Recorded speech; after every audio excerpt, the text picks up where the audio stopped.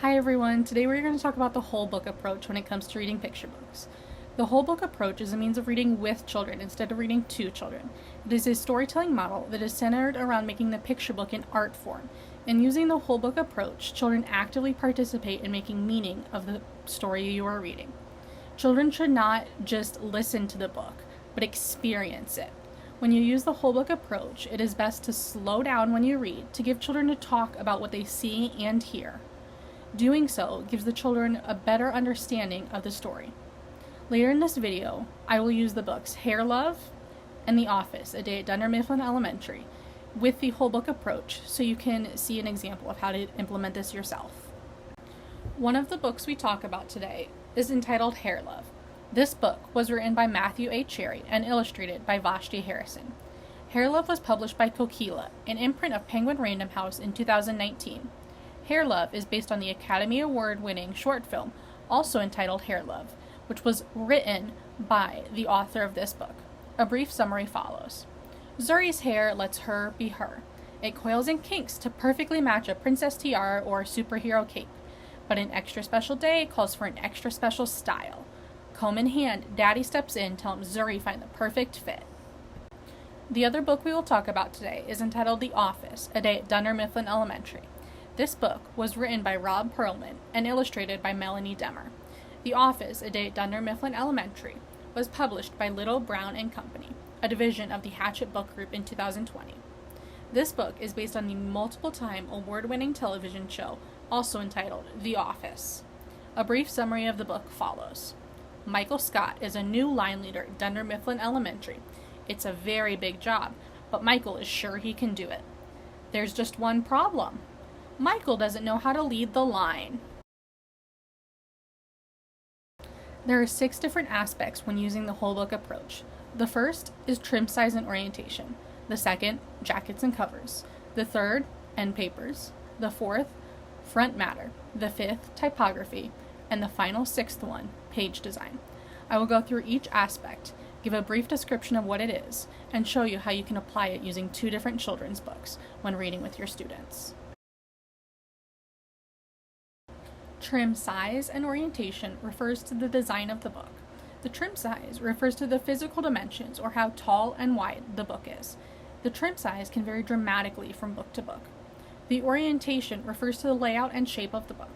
Most picture books are rectangles, but they can either be portrait, which means vertical, or landscape, which means horizontal. However, some books can take on various shapes and sizes. For example, one of the books we will read today is a square-shaped book, not a rectangle. In the book Hair Love, we can see that the trim size is quite large, and the orientation of the book is a square. When most books are rectangles, why do you think the author and illustrator chose this book to be a square? While in the book The Office, A Day at Dunder Mifflin Elementary, the trim size of the book is also quite large, but the book orientation is portrait or vertical. Why do you think they chose to make this book a portrait or vertical instead of the horizontal? Is it because they want the kids to be shown as being small in a big classroom? The jacket and cover of the book can give us, the readers, information and clues about what the book might be about.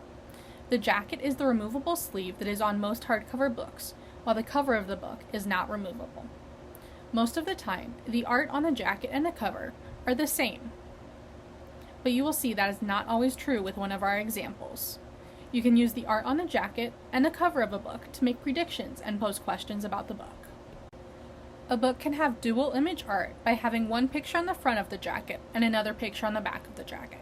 The book Hair Love has dual image art with the front jacket of the book showing a little girl sitting on her dad's shoulders, but the girl and the dad are looking at each other, while the back jacket of the book shows the little girl with her hair in 2 puffs, wearing a dress and a superhero cape, standing with her arms in the air. Before reading the book, we can gain information about it by looking at the jacket and cover of the book and make predictions based off of them. We can ask ourselves and our students questions like, what predictions do we think we could make on this book based on its cover and jacket?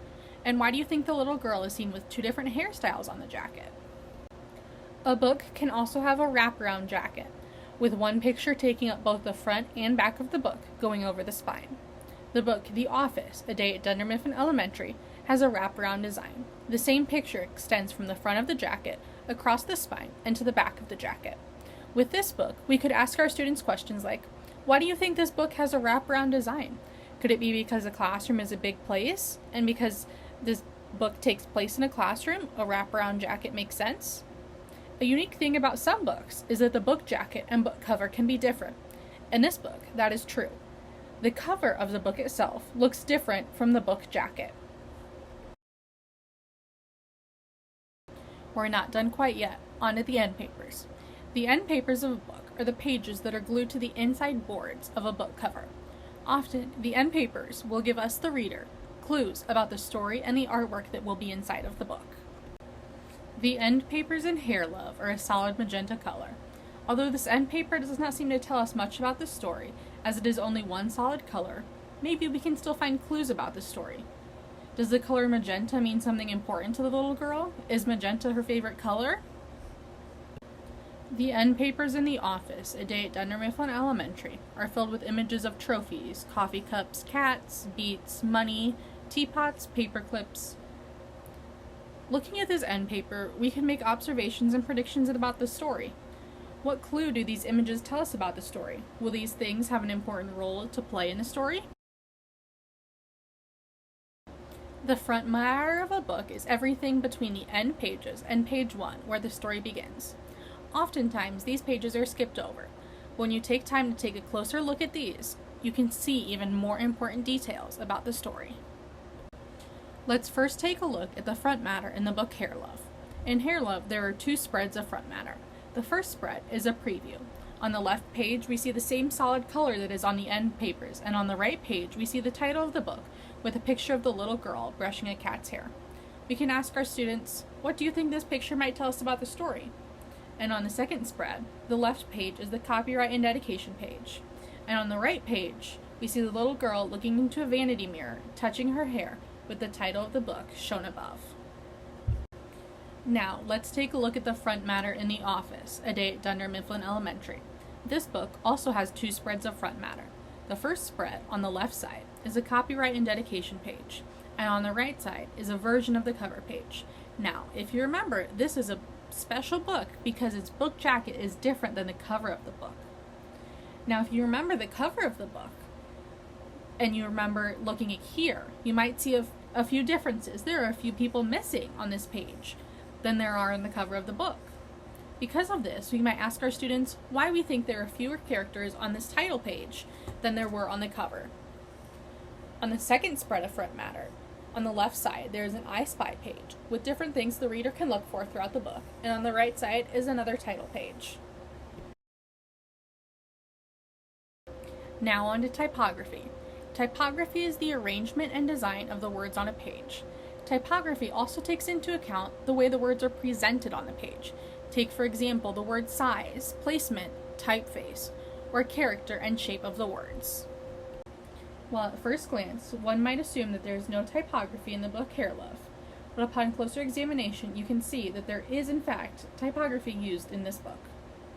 Take, for example, the use of exclamation marks all throughout the story. The use of exclamation marks tells us that the girl is very excited. Another use of typography throughout the book is the use of the larger size of words. While the word size is only slightly larger 4 times throughout the story, this tells us that we need to pay special attention when this happens. We can also examine the typography used in the book The Office, A Day at Dunder Mifflin Elementary. In the book, there is the typical text that you would normally see in a book. But there are also speech bubbles used when individuals are talking directly to the readers. The last of the 6 elements in the whole book approach is page design. Page design talks about the book gutter, the use or absence of frames, and verso and recto pages. The book gutter is the vertical seam down the center of the book, separating the 2 pages. Frames are the use of separate stories on the same page. Verso refers to the left page, and recto refers to the right page.